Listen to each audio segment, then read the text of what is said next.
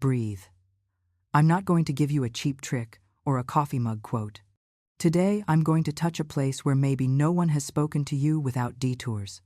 That exact point where love, with all its shine and promises, shatters like glass under cold water.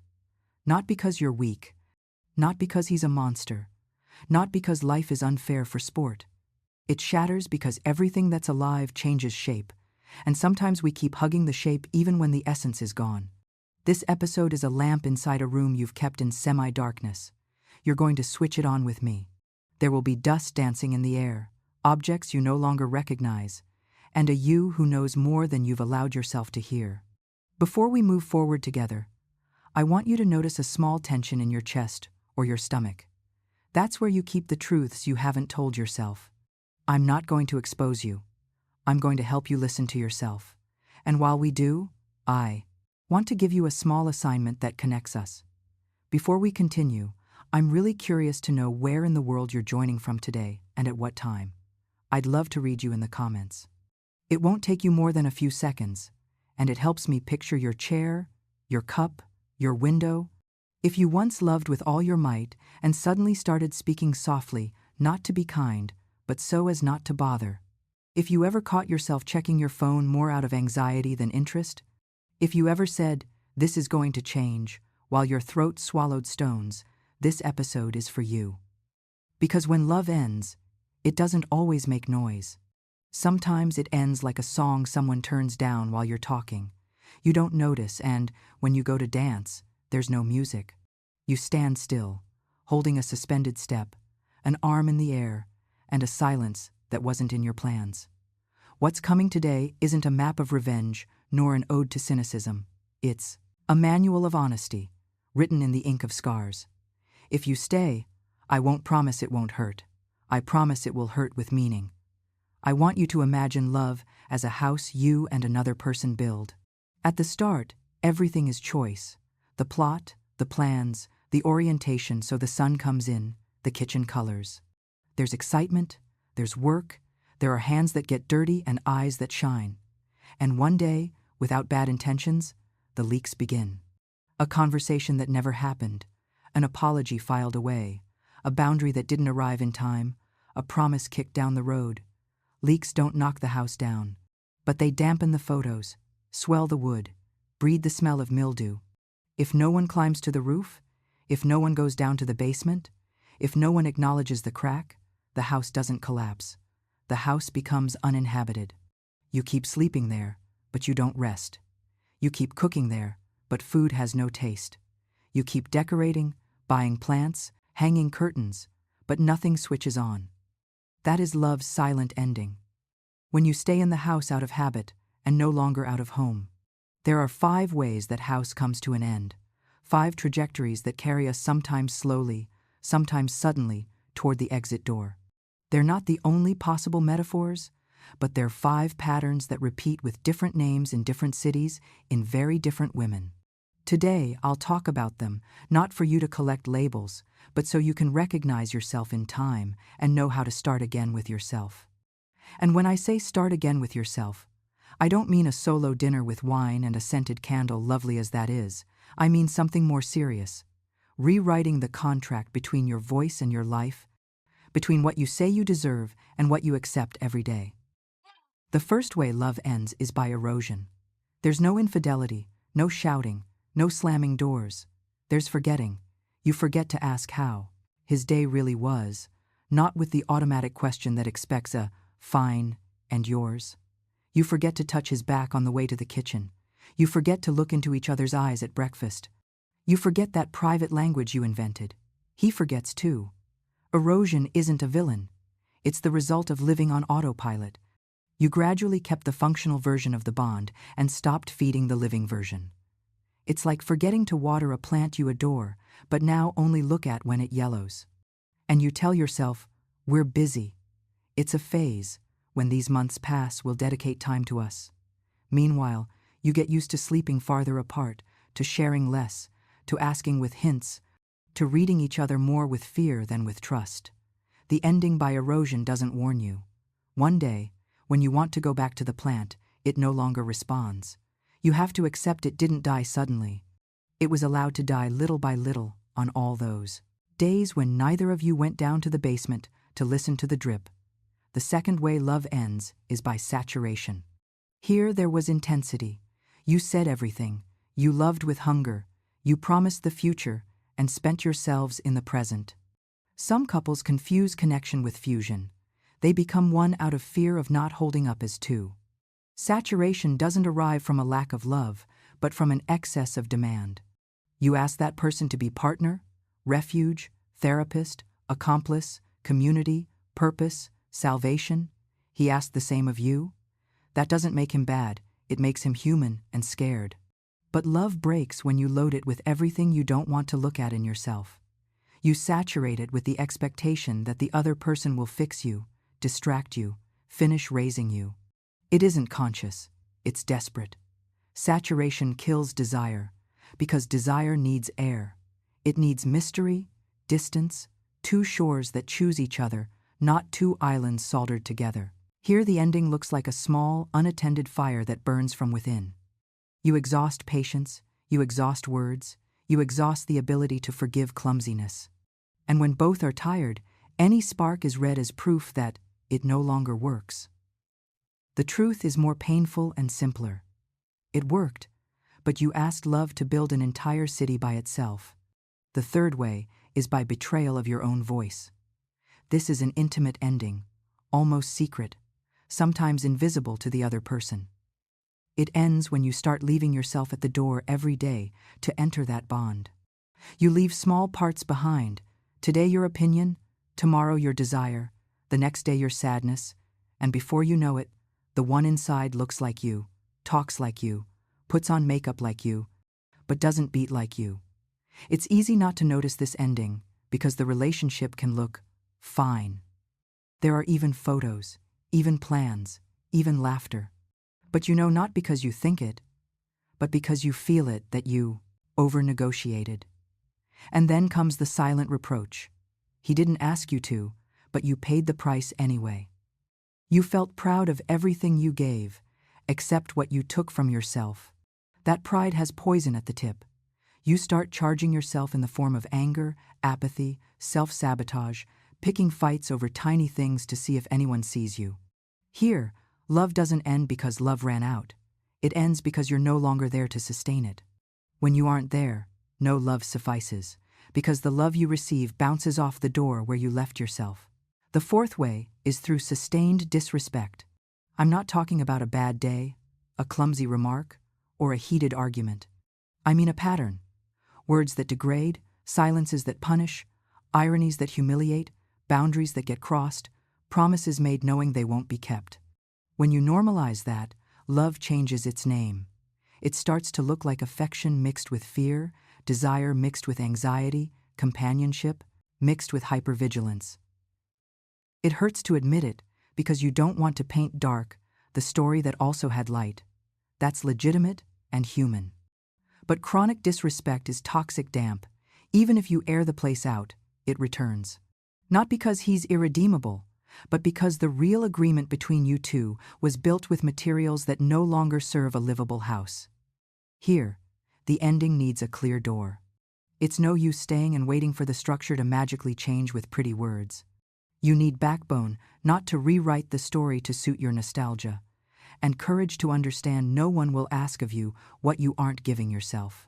The fifth way is the hardest to admit. It ends because it completes. There are no villains, no culprits, no big catastrophe. What needed to be learned together has been learned.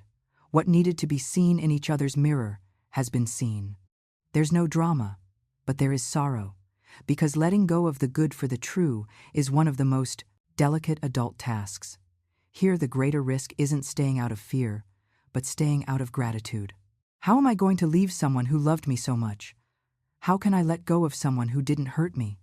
This kind of ending demands fine honesty, understanding that gratitude isn't a lifetime contract and that love which was good also deserves to be farewelled with respect. Staying beyond the truth doesn't make you noble. It makes you unfair to both lives. And yes, you'll cry with a good nostalgia, the kind that cleanses, but you'll sleep better. Maybe you've already recognized your story in 1, in 2, or in a mosaic of these forms? If so, don't punish yourself. Love isn't an exam with grades. It's a practice, and to practice is to err, correct, repeat, refine. What matters now isn't to microscopically diagnose the past, but to answer clearly a question we rarely ask without fear. How do I start again with myself without using another person as a crutch? There's no escalator here to carry you. There are stairs, and you're going to climb them at your pace, with your pauses, with your diagonal days and spiral nights. I'll light the way, but the steps are yours. Starting again with yourself means, first, stopping the chase for yourself in others. You've sought your validation in their eyes, your peace in their messages, your worth in their gestures. That's human. But it's also immensely exhausting. Every, "You good?" That really means, "Do you still love me?" Every, "I can't today," that really means, "I can't with myself today." Every, "It's fine," that is actually a damned river. If you're going to return home, you need to open the door and enter first before anyone else. How do you actually do that? By starting to obey your micro-truths. The big ones, curiously, are easier. Micro-truths are the small alarms. An, "I didn't like that," you swallow. An, "I don't want to go out today," you turn into makeup and a smile. And "I feel lonely," you distract with reels. Obeying them is a quiet revolution. Your voice will tremble a little. Your hand will tremble a little when you write, "I can't today." Your chest will ache a little when you say, "Not like this." But that vibration is life coming back in. Starting again with yourself also means training clean silences. I'm not talking about silences that punish. I'm talking about silences that organize. When you start treating yourself well, you stop over-explaining. You stop justifying why you say no. You stop giving a seminar on your boundaries. Over-explanation is fear's perfume. You want to smell like control, so they don't notice you're terrified. Normal, but your dignity doesn't need incense. It needs clear, short, venom-free sentences. "I can't this week. That joke doesn't sit well with me. I left because I didn't feel cared for. I like you, but I don't want this for me." No accusation, no monologue, no reward. That doesn't make you cold, it makes you the owner of your life. There's a delicate point on the way back. Melancholy will play tricks on you. It will pick 10 perfect memories and ignore 500 gray days. It will tell you no one will love you like that you're asking for too much, that you were the one who overreacted, that you could have held on a little longer. Melancholy is a great curator of selfies and a terrible historian. Don't hate it. Understand it. It wants to protect you from the void, but it does so with cropped narratives. When it shows up, answer with an honest question. Am I telling myself the whole truth or only the part that lets me go back without changing? If you catch yourself halfway, don't insult yourself. Breathe, step back, call a friend who won't lie to you, write without filters, book a session with someone who will hold you without telling you fairy tales. It isn't drama, it's emotional literacy. Anger will visit you too. Legitimate anger, the kind that comes to set the table, to tidy the room, to return your pulse. Let it in, but don't let it decorate. Adult anger is a boundary set with elegance. It doesn't need to shout, humiliate, or post subtweets. It says, "Not here," and closes the door. Caring for yourself isn't burning the neighborhood down. It's learning to turn on the light inside so you don't trip over the same furniture. When your self-care stops being impulsive and becomes a sober practice, something beautiful happens. You stop plotting revenge and start designing life. Starting again with yourself entails reviewing your relationship with desire. Many times you stayed because you confused adrenaline with love. Adrenaline keeps you on edge, but it doesn't take you to the doctor. Adrenaline makes promises, but doesn't stay to make the bed when you're tired. If you don't learn to distinguish them, you'll keep chasing fireworks, mistaking them for stars. Here the key is to ask, how does peace feel in my body? Not the euphoria, not the high, not the, he finally replied, but the peace of being with someone around whom your nervous system can stand down. If you don't know that sensation, training it with yourself is the first project. Turn down the glare in your day, not to make it gray, but to start seeing colors that artificial light hides. Your body will give you clues. Sunday afternoons with no plans, mornings after a hard conversation, that silly hour between lunch and a nap. If you catch yourself with a tight stomach, a stiff jaw, shoulders up, don't self-diagnose textbook anxiety. Ask if you're living a life your body perceives as a permanent exam. When you choose yourself, your physiology records the news. You breathe better, sleep deeper, food regains flavor, songs regain meaning. This isn't magic, it's congruence. The body celebrates when you stop betraying yourself. On the way back, you'll stumble over a favorite stone. Almost. It was almost what you wanted. He almost changes. He almost calls. He almost understands you. Almost is a drip of hope that keeps you busy, training patience as if it were a virtue when it's actually self-abandonment. There's an antidote. Shift the focus from how much is missing to what is here today. Don't accept projects, accept realities. Don't accept promises, accept behaviors. If today there's no care, today there's no care. If today there's no respect, today there's no respect. If today there's no room for you, there isn't. Don't fight the data, use it. Adult love isn't a high-interest future credit. It's paid cash in presence, words, and gestures. Now, you might wonder if all this condemns you to solemn solitude. No. The solitude I propose is a lab, not a cave. It's the time you give yourself so that the next time someone knocks, the one who opens is your whole self, not your emergency version. When solitude becomes home, love stops being a life preserver. It becomes a choice. And you can tell. People who want to rescue don't stay. People who want to share do. It isn't mysticism, it's emotional statistics. Some women say to me, "But if I get this clear, I'll scare people off." Yes, you'll scare off those who benefit from your confusion. And you'll attract those who get excited by your clarity. Clarity filters, confusion draws crowds and leaves you empty. If you're afraid of losing, remember this. You never lose by telling the truth. You only end up without what your mask needed to keep standing. The real loss was losing yourself to keep what never kept you. Starting again with yourself, practically speaking, also requires reviewing your rituals. Not to turn you into a nun of perfect habit, but so your day reflects you. How you wake up, the first thing your eyes and ears consume, whom you share your 10 softest minutes with, what conversations you accept after 10 at night, what schedules you give your body to remind it isn't at the mercy of someone else's emotional agenda. You'll discover that organizing your day is less sexy than crying to a playlist, but far more efficient for peace. And this, though it sounds prosaic, is decisive. Sustained peace makes good love want to come close. It doesn't chase it, it recognizes it. It's likely that, in this new construction, you'll feel like telling your story 1,000 times.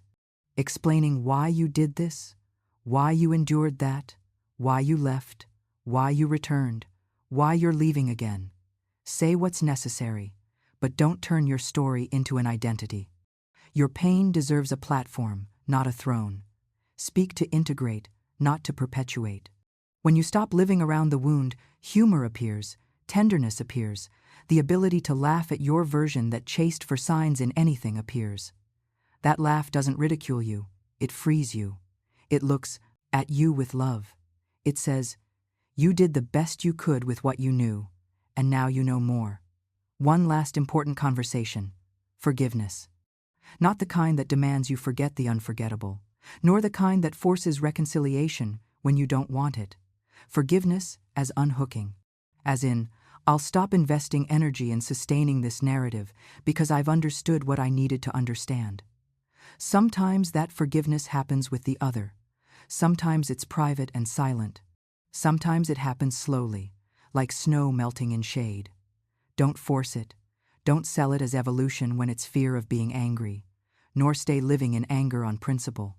Principles that suffocate you aren't principles, they're well-publicized prisons. The day you catch yourself breathing deeply for no reason, the day you walk into the kitchen and the light feels new, the day you look in the mirror and don't ask permission to exist, you'll understand what this was all about. It wasn't about him, even though he revealed pieces of you. It wasn't about being right, even if you were less wrong than you were told. It wasn't about winning, because love isn't a contest. It was about coming home, about sleeping well with your decisions, about the fact that when the love that suits you arrives, your life won't be too big for it. You might be asking what that love that suits you looks like. It isn't a perfect casting. It doesn't exist.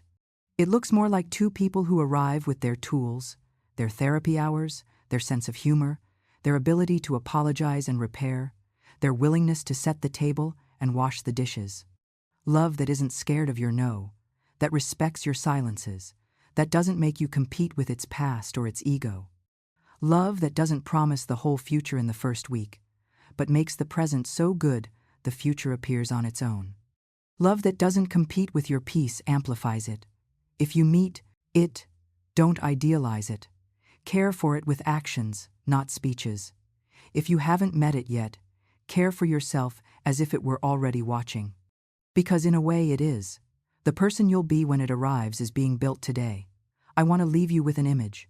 You're in a room. There are 5 doors. The door of erosion, the door of saturation, the door of betraying yourself, the door of disrespect, the door of love completed. You may already have passed through one. You may be halfway through another. You may be trying to open them all to see which squeaks less. Don't blame yourself for not knowing. Try the handles calmly. If the knob burns, let go. If it creaks and smells of mold, air it out and leave. If there's light at the end, walk with a slow but steady step. And when you step into the hall, don't sprint toward the next door just because you fear the echo. Lean against the wall. Breathe. You're alive. You're learning. And it's astonishing what happens when a woman who returns to herself starts living without apologizing for existing. If you've come this far, there's probably a part of you that has already decided something. You don't have to announce it out loud. Sometimes the most important decisions are made in silence and change the entire architecture of a life. Today, you might not break anything, call anyone, or post anything. Today, maybe, the only thing you change is the way you talk to yourself before sleep. And tomorrow, without anyone noticing, you put 1 teaspoon less of sugar in your self-deception. And the day after, you tell a brief, kind truth. And on Thursday, you leave on time. And on Sunday, you don't reply to the one who always answers when he feels like it, because you're no longer available to be a patch. These aren't epic gestures, they're bricks. And cathedrals are built with bricks. And you are not a tent. You are a place where people come to be quiet and celebrate. You are a place where those who stay learn to love you without wanting you to stop being you. You'll meet moments of doubt. Welcome them. Doubt keeps you humble. Humility keeps you learning. Learning keeps you alive. And a living woman is more dangerous to her old patterns than any inspiring speech. Because a living woman cares for herself in secret, and, when she opens her mouth, she no longer speaks to convince. She speaks to share. That's the shift. You go from proving to showing, from justifying to existing, from begging to choosing. And in that passage, your world rearranges. Some people leave, others arrive, some stay, but transform with you. No one comes out unscathed when you decide to treat yourself well. And that's the best news. Before we close, I want to say something to the part of you that still thinks if you had done things differently, waited a little longer, spoken more softly, then everything would be different. That part doesn't need a lawyer to find reasons. It needs a hug. What you did, at the time, was the best you could with what you knew, with the hunger you had, with the dream you dreamed. If today you know more, honor the one who didn't, without spitting on her. She walked so that you could run today. She believed so that you could discern today. She loved as she knew how, and thanks to that you can love better now, above all, yourself. The 5 ways love ends aren't 5 sentences. They're 5 mirrors. Don't look into them to blame yourself. Look to recognize yourself. Because the only thing worse than losing a love is losing yourself in the attempt to save it. And the reverse is also true. The only thing better than finding love is finding yourself first so that when it knocks, you don't forget to open to you. If this time moved something in you, save this conversation for the night, when the house is quieter and your inner voice is easier to hear. Re-listen to the fragment that made you uncomfortable. It's usually the one you need. And if you feel like it, tell me in the comments which of these 5 ways you recognize in your story and what the first small, concrete gesture is that you'll gift yourself this week to start again with yourself. I'm reading you. And I don't say that out of politeness. I'm reading you because this channel isn't about me talking to you as if I didn't know you. It's about us rebuilding a way of being in the world that doesn't leave us empty. Remember, don't confuse peace with resignation. Don't confuse desire with anxiety. Don't confuse loyalty with postponing yourself. Don't confuse gratitude with obligation. And above all, don't confuse love with the need to be chosen. You choose you, then let the love that comes add. The one that subtracts can rest. Life, despite everything, is on your side when you are on your side. And although it's sometimes hard to believe it, it's incredible what happens when a woman decides not to put herself on sale again. Because that day, an entire world of new offers starts to appear, not by magic, by emotional math. Close your eyes for a moment, if you can. Ask yourself without rush, which door am I ready to close with respect? Which door am I ready to open, even if my pulse trembles? What is the minimal gesture I can make today to be faithful to who I want to be a year from now? Write it down. Don't shout it. Keep your word to yourself. Sometimes the most revolutionary act is an intimate yes that no one applauds. And yet it changes a life. Your life. Thank you for being here. Thank you for listening to yourself while you listened to me. If this episode kept you company, pass it to a woman who's tired of chasing herself in others.